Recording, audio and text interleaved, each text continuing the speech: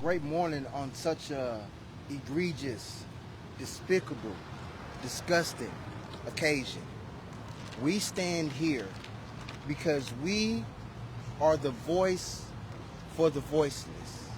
And we will continue to be the voice for the voiceless, for the disenfranchised, for those left behind, for those ignored, regardless of threats, regardless of whatever you say you want to do to us, whether you be law enforcement or some coward that wants to come in the middle of the night and leave something in a mailbox.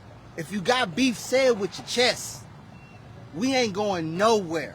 We gonna stand for those children and all you agencies, all you crooked law enforcement agencies, all you crooked CWAP agencies, Child Protective Services, foster care. We're putting you on notice. You're not scaring us. We've had great predecessors that stood in this gap before us. And unfortunately, we understand that with this calling comes a certain responsibility, comes a certain price. And I'm willing to give the ultimate price because my soul and my faith is with the Lord. So you're not going to scare me, and I ain't afraid of any man. Because until God takes breath out of my body, I'm going to continue to fight for these children. I'm going to continue to fight for my community. I'm going to continue to fight for any community member in society that is left behind, disenfranchised, whether you leave a note on my door, whether you leave a rope and a note in my colleague's mailbox, whether you give us threats on social media like the cowards you are. If you got beef, say it with your chest. Thank you. This was such a cowardly act. First of all, you go into the thief of the night, put something like this in somebody's mailbox. Back in the day, even still to this day right now, the Ku Klux Klan, they cover their faces because they don't want to be seen, right? Because you're scared. If we know who you are, we know how to find you and we know how to deal with you. But you got to leave notes like this in somebody's mailbox. Well, let me tell you something. You guys are on a real tight rope. You left this rope in the mailbox, but you guys are going to be the ones on the ropes at the end of the day. $250 million being spent. Follow the money trail. That's what it's about. That's what this is about. The exposure, protecting Dr. Candice Matthews and what she brings to the table. We got her back.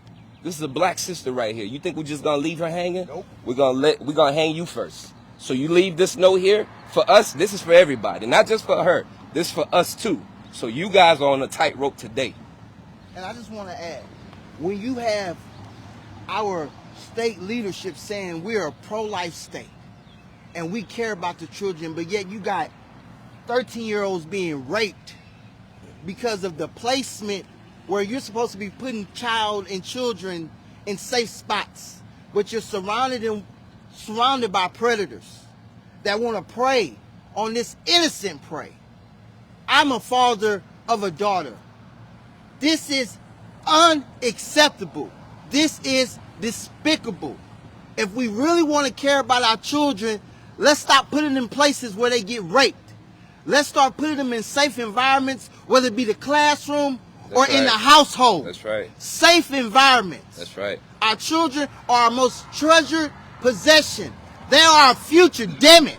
That's Get right. your minds together. We are going to always stand for our children. Yeah, you know what's the interesting thing?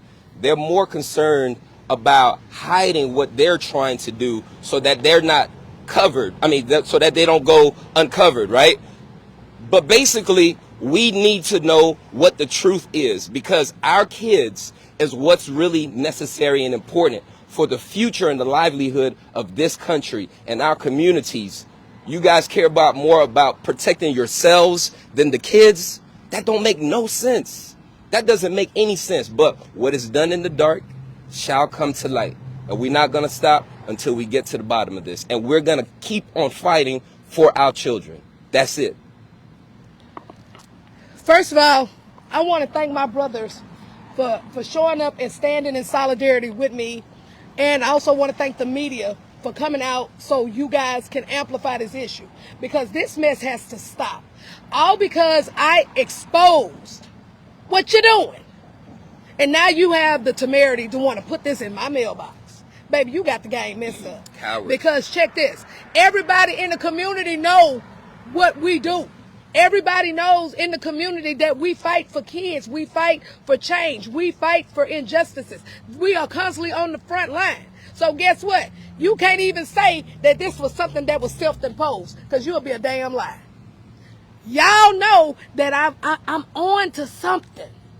It's something that I'm on, because let me tell y'all, I exposed 2 things this past week, and then I get this threatening mail in my mailbox. And I'm going to share it with y'all because I just shared it on my social media. So now I'm going to really blast it. I'm going to share it to the media, and y'all going to post it too. So you're getting too close to the source. Yeah, that's what it is. So look, let me show y'all. So this was one thing. This is dealing with HHSC. Now let me show y'all this. Let me have you hold this for me, brother, because see, I had some stuff, and the community need to know about it. Okay, so I had got some allegations on the associate commissioner for HHSC and her wife, okay, that was put on my car maybe about last week, okay? But after further research, you know, any type of allegations that I get, I'm still going to do my own due diligence. And so when I end up going down that rabbit hole, let me tell y'all what I found about our tax dollars. These 2 sister wives here, Tell it. this is the first wife. This wife just got this job on January the 9th, 2023. And I got this source from the Texas Tribune. And she's making, out of our tax dollars, $118,440. And you just started working there, your hire date? So my question is, what about the people in this large agency that's been there longer than you? So how you just walk up in there and get this type of salary, right? Okay, so then let's go to the other wife. The other wife been working for, and this is the associate commissioner. The other one was what was her position? She was a director 3. Now the wife is a director 4, which is an associate commissioner. Now she's been working for HHSC since 2016. She's been promoted twice in 6 years. How that happen? With a large agency like that, and we have people that have been working there for over 20 years, making the same pay that look like us, right? Okay, let's go to this. Look how much she's getting paid on our tax dollars. $182,700. That's how much she getting paid on our tax dollars. And let's be clear, both of these monies are going in the same household. That's nepotism. And check this, both of these ladies was married since 2013. Okay, so this was one of the things that I, discovered, but I shared it on social media. I didn't share it to the media. But until now I'm finna share it. Then I got the next thing that was interesting enough. And that explains why they said what they said about me staying out of their business, right? Okay, well, let me share I'm going to share this with you too. Okay, so there is a location in Porter, Texas that they opened up as a new CWAP location. DFPS did, okay? And what they did, they opened it up with a former RTC that housed sex trafficking children. Okay, and it was some alleged allegations that happened at this place. And so back like in probably a couple years ago, maybe 2021, 2022, somewhere in that area, allegedly. But what ended up happening, which is not allegedly, was that owner ended up closing that location voluntarily because of those allegations. And so my question to the state of Texas was, why are you putting these kids in CWAP locations there where human traffickers know exactly where them kids at? Makes no sense. That don't make sense to me. And then another thing what don't make sense to me, you don't want to feed children around this state of Texas in CWAP, which push these kids to go to traffickers to go eat. Is this by design or what? Then when the children start whistleblowing and telling me what was going on, we had a child right now who they brought from Travis County back here to Houston and retaliated against that child and tried to put him in a place that he didn't want to be at. And they say we didn't run. So where that child gonna go? We had to go get that child out. That was 2 weeks ago. We had to get the child from out of a park because the child was gonna sleep in the park. That is a child that can go to human traffickers. You see what I'm saying? So it's like you're setting this stuff up for human traffickers to get the kids because they want our most problematic kids. That's right. You see what I'm saying? This is done by design, people. So this is why I'm getting this type of stuff. Because I'm digging, I'm scratching, and I'm shaking the right trees. Getting close to it. So who the real human traffickers is the question. Because if I wasn't doing anything wrong, why nobody ain't sued me yet? If I was doing something wrong, why is it that I'm over here getting this in my mailbox? You know what I'm doing wrong? I'm exposing the root of the corruption that they doing that's crimes against children. Putting them on the tightrope. That's right. On a real tightrope. So do we have any questions? You touched on it at the beginning a little bit, the timeline. You did your research on these two women Thursday, you said? I exposed them on Friday, but I did research on them starting on Tuesday And then you of last week. And you got this just yesterday? No, I actually got this on probably... Talking about this? I got this yesterday. Yes, I got that on yesterday. So I was doing a lot of the research on last week, and then at the end of the week on that Sunday, I get this in the mail. How convenient. How convenient. Not a coincidence. How convenient, people. Look, y'all already know. One thing that I do, I operate in evidence. Everybody knows that. And one thing, I'm not going to sit up here and talk on something if I don't have it to back it up. These people are using our taxpayers' dollars, greasing their pockets, and it's nepotism.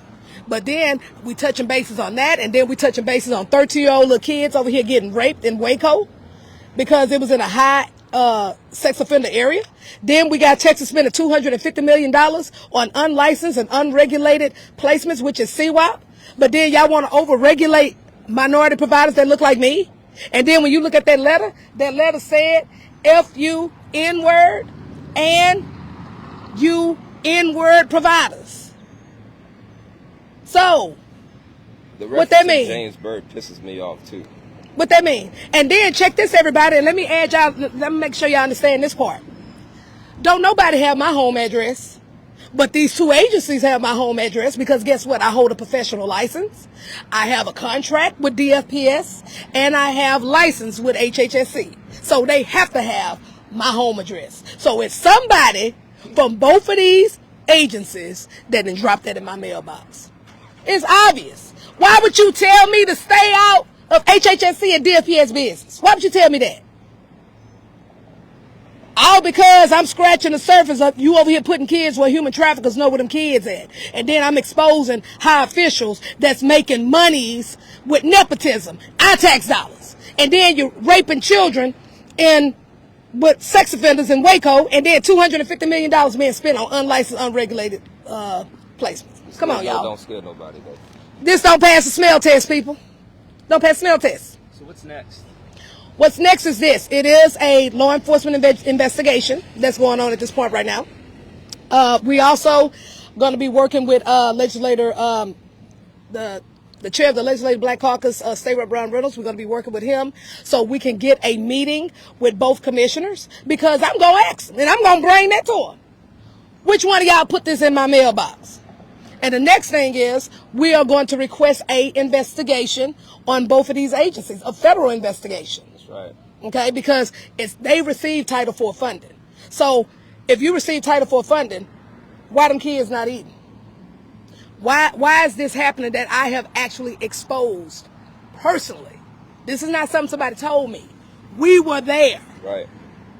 You see what I'm saying?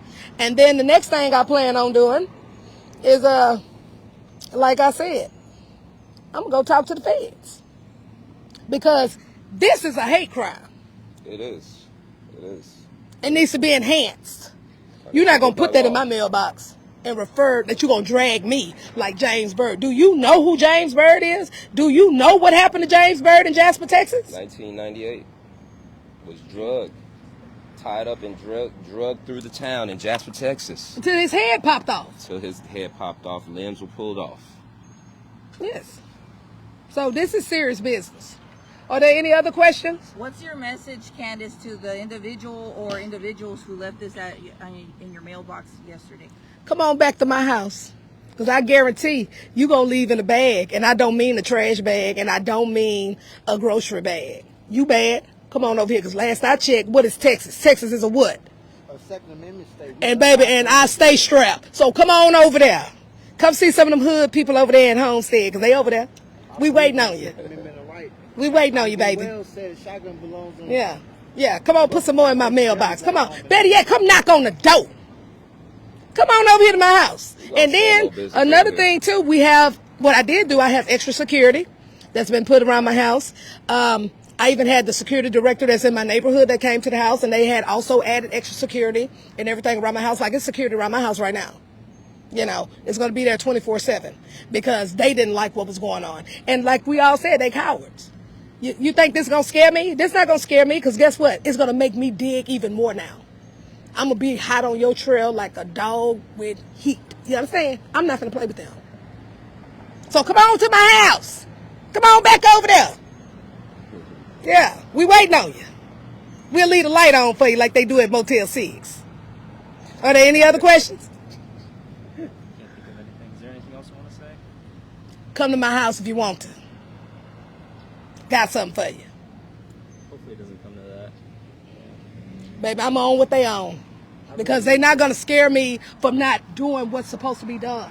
You know, you're not going to scare me for, you know, this is what they doing. And then I wouldn't have known nothing about it. The kids wouldn't have told me. I have children contacting me from around the state of Texas, bro. This is not just, oh, somebody just called and told me this. No.